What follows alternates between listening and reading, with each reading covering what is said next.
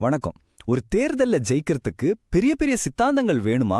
இல்ல நம்ம தெரு ரோடு நல்லா இருந்தா போதுமா? வர தண்ணி சரியா வந்தா போதுமா?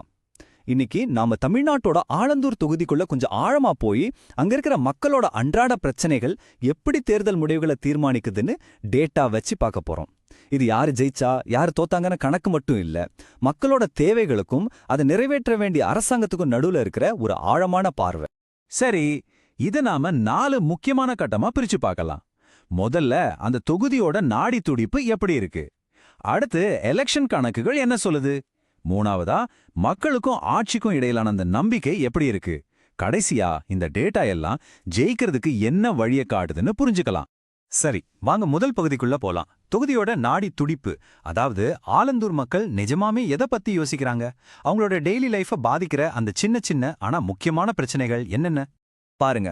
ஆலந்தூர், ஆதம்பாக்கம், நங்கநல்லூர் மாதிரியான சென்னையோட பரபரப்பான பகுதிகளை உள்ளடக்கிய ஒரு தொகுதி.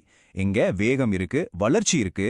ஆனா அந்த வேகமான வளர்ச்சிக்கு ஈடு கொடுக்க முடியாம சில அடிப்படை வசதிகள் திணறுது. ஒரு பக்கம் நகர வாழ்க்கையோட நன்மைகள், இன்னொரு பக்கம் அதோட பிரச்சனைகள். இதுக்கு நடுவுல தான் மக்களோட வாழ்க்கை ஓடிக்கிட்டு இருக்கு.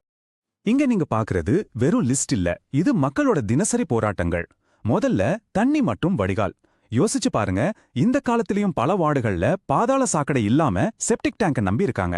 அடுத்து ரோடு. பழவந்தாங்கல், நங்கநல்லூர் மாதிரியான முக்கியமான கனெக்டிங் ரோடுகள் வருஷக்கணக்க ஆக்கிரமிப்புகளால முடங்கி கிடக்கு. இது வெறும் டிராஃபிக் ஜாம் இல்ல, மக்களோட நேரத்தையும் பொறுமையும் சுரண்ட ஒரு விஷயம். மூணாவதா இளைஞர்களோட எதிர்காலம். மாநிலம் முழுக்க 14.5 லட்சம் வேலைவாய்ப்புன்னு சொன்னதுக்கும் கிட்டத்தட்ட 46,000 வேலைவாய்ப்பு உருவானதுக்கும் நடுவுல ஒரு பெரிய மழை வித்தியாசம் இருக்கு. இது இளைஞர்கள் மத்தியில ஒரு விரக்தியை உருவாக்குது. கடைசியா நீட் தேர்வு. இன்னும் இதுக்கு ஒரு முடிவு தெரியாதது ஒவ்வொரு குடும்பத்தோட நிம்மதியும் பாதிக்குது. இப்போ 2வது பகுதிக்கு வருவோம். தேர்தல் கணக்குகள். ஆலந்தூர்ல அரசியல் எப்படி மாறிக்கிட்டு இருக்கு? ஓட்டிங் பேட்டர்ன் நமக்கு என்ன சொல்லுது? இந்த நம்பர்ஸ் ஒரு தெளிவான கதையை சொல்லுது. பாருங்க, 2016 இருந்து 2021க்குள்ள திமுகவோட வாக்கு வங்கி 4.5% அதிகரிச்சிருக்கு. அதே நேரத்துல அதிமுகவோட வாக்கு வங்கி கிட்டத்தட்ட 4% குறைஞ்சிருக்கு. இது ஒரு தெளிவான ட்ரெண்ட். திமுகவோட பிடி வலுவாகுது, அதிமுகவோட ஆதரவு தளம் கொஞ்சம் கொஞ்சமா சரியுதுன்னு இது காட்டுது. இந்த எண்ணெய் கொஞ்சம் நல்லா கவனிங்க. 61.10. இதுதான் 2021 தேர்தல்ல பதிவான வாக்கு சதவீதம். ஒரு நகர பகுதிக்கு இது ரொம்பவே குறைவு. இதுக்கு என்ன அர்த்தம்? ஒரு பெரிய விபாக மக்கள் நம்ம ஓட்டு போட்டாலும் எதுவும் மாறப்போறதில்ல அப்படின்னு நினைக்கிறாங்க. இல்லனா அரசியல்ல இருந்தே முழுசா ஒதுங்கி இருக்காங்க. ஒரு ஜனநாயகத்துல ஒவ்வொருத்தரோட குரலுக்கும் மதிப்பு இருக்கு. கண்ணியத்தோட சரியான தகவல்களோட நாம பேசும்போதுதான் மக்கள் மேல நம்பிக்கை திரும்ப வரும். அதுதான் நம்ம அரசியலமைப்பு நமக்கு கத்துக் கொடுக்கிற பாடம். இந்த ஒதுங்கி நிக்கிற மக்களோட நம்பிக்கை யார் ஜெயிக்கிறாங்களோ அவங்க கையில தான் உண்மையான வெற்றி இருக்கு. சரி, இப்போ களத்துல இருக்கிற 2 முக்கிய ஆட்களை பார்க்கலாம். ஒரு பக்கம் திமுகவின் சிட்டிங் எம்எல்ஏ TM அன்பரசன். தொகுதி முழுக்க நல்லா தெரிஞ்ச முகம். அரசாங்கத்தோட நலத்திட்டங்களை சரியா கொண்டு போய் சேர்க்கறதுல திறமையானவர். ஆனா பல வருஷமா தீர்க்கப்படாத உள்ளூர் பிரச்சனைகள் தான் இவருக்கு பெரிய சவால். இன்னொரு பக்கம் அதிமுகவின் P வளர்மதி. சீனியர் வாக்காளர்களுக்கிட்ட இவங்களுக்கு ஒரு நல்ல பேர் இருக்கு. கூடவே கட்சியோட பாரம்பரிய ஓட்டு வங்கியும் ஒரு பலம். உள்ளூர்ல இருக்கிற பிரச்சனைகளால விரக்தியில இருக்கிற மக்களை தம்பக்க இழுக்கிறது இவங்களுக்கான ஒரு நல்ல வாய்ப்பு. நம்ம பகுப்பாய்வோட 3வது ரொம்ப முக்கியமான பகுதிக்கு வந்திருக்கோம். நம்பிக்கை. ஆலந்தூர் தொகுதியோட மைய பிரச்சனையே இதுதான். அரசாங்கம் கொடுக்கிற நலத்திட்ட உதவிகளுக்கும் ஆனா அதே சமயம் செய்து முடிக்க தவறிய அடிப்படை வசதிகளுக்கும் நடுவுல ஒரு பெரிய இடைவெளி இருக்கு. இந்த சார்ட்ட பாருங்க, ரொம்ப தெளிவா புரியும். நலத்திட்டங்களை கொண்டு போய் சேர்க்கறதுல செயல்பாடு ஹை, அதாவது சூப்பரா இருக்கு. ஆனா ரோடு, சாக்கடை மாதிரி உள்கட்டமைப்பு விஷயங்கள்ல செயல்பாடு மீடியம், அதாவது சுமார் தான். இதோட நேரடி பாதிப்பு என்ன தெரியுமா? மக்கள் கிட்ட இருக்கிற ஒட்டுமொத்த நம்பிக்கை மீடியம் லெவல்லே நின்னுடுது. ஒரு கையில கொடுக்கறத இன்னொரு கையில பிடுங்குற மாதிரி இருக்கு இந்த நிலைமை. இந்த மேற்கோள் பிரச்சனையின் ஆணி வேறையே பிடிக்குது. கட்சியோட வலுவான அடையாளம் நிறைவேற்றப்படாத உள்ளூர் வாக்குறுதிகளால் பாதிக்கப்படுது. இது களத்துல நம்பகத்தன்மையை குறைக்குது. சிம்பிளா சொல்லணும்னா, ஸ்டேட் லெவல்ல கட்சி எவ்வளோ ஸ்ட்ராங்கா இருந்தாலும் சரி, நம்ம தெருவுல கொடுத்த வாக்கு காப்பாத்தலைனா மக்கள்கிட்ட நம்பிக்கை போயிடும். அவ்வளவுதான் விஷயம். இந்த வாக்குறுதி இடைவெளி தான் நம்பிக்கையை இன்னும் அரிக்குது.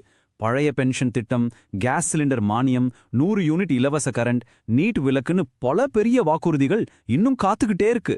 இப்போ மக்களுக்கு என்ன தோண ஆரம்பிக்கும்?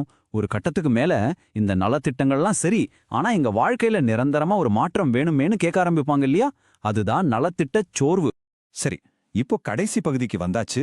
ஜெயிக்கிறதுக்கு என்ன வழி, இந்த டேட்டாலாம் நமக்கு என்ன வழியை காட்டுது? அடுத்த தேர்தல்ல வெற்றியை தீர்மானிக்க போற அந்த முக்கியமான வாக்காளர்கள் யாரு? அவங்கள தான் இந்த ஆய்வு மீட்டெடுக்கக்கூடிய வாக்காளர்கள்னு சொல்லுது. இவங்க யாருன்னா நகரத்துல வாழ்ற நடுத்தர வர்க்க குடும்பங்கள், குறிப்பா பெண்கள். இவங்களுக்கு கட்சி குடியை விட வீட்டுக்கு வர்ற தண்ணி தான் முக்கியம். சித்தாந்தத்தை விட பிள்ளைங்களுக்கு கிடைக்க போற வேலை தான் முக்கியம். யார் இந்த அடிப்படை வசதிகளை செய்து கொடுக்கறாங்களோ அவங்களுக்கு தான் இவங்களோட ஓட்டு. இந்த வாக்காளர்களோட நம்பிக்கையை ஜெயிக்க டேட்டா ஒரு 3 ஸ்டெப் பிளான கொடுக்குது. 1 வேலைவாய்ப்பு.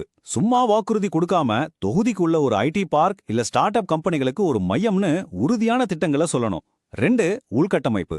உடனே ஒரு குறை தீர்ப்பு மையம் ஆரம்பிச்சு சின்ன சின்ன வேலைகளையாவது உடனே ஆரம்பிக்கணும். 3 நம்பிக்கையை திரும்ப கட்டுறது. நிறைவேற்றாத வாக்குறுதிகளுக்கு நேர்மையா ஒரு டைம்லைன் சொல்லி ஏன் லேட் ஆகுதுன்னு வெளிப்படையா பேசணும். மக்களோட தனிப்பட்ட விவரங்களை கையாளும் போது அவங்களோட அனுமதியோட மரியாதையோட கையாடுறதும் இந்த நம்பிக்கையோட ஒரு அங்கம்தான். இது சட்டப்படி மட்டும் இல்ல, ஒரு தார்மீக கடமையும் கூட. பெரிய அரசியல் தத்துவங்கள்லாம் பேசப்படுற இந்த காலத்துல தேர்தல்களோட வெற்றி தோல்வி ஒரு நல்ல ரோட்லயும் ஒரு சுத்தமான சாக்கடையிலையும் தான் தீர்மானிக்கப்படுதா? ஆலந்தூர் டேட்டா ஆமாமும் தான் அழுத்தமா சொல்லுது. பெரிய வாக்குறுதிகளை விட மக்களோட அன்றாட வாழ்க்கையை மாத்திர சின்ன உறுதியான செயல்கள்லாம் உண்மையான வெற்றியை தரும். வெற்றிங்கிறது தேர்தல்ல ஜெயிக்கிறது மட்டும் இல்ல, மக்களோட நம்பிக்கையை ஜெயிக்கிறது. If you want to become a people-centric leader and uplift your constituency, get in touch with blueprintstrategies.ai at mgr@blueprintstrategies.ai or call 080-420-41602. Purpose beyond politics.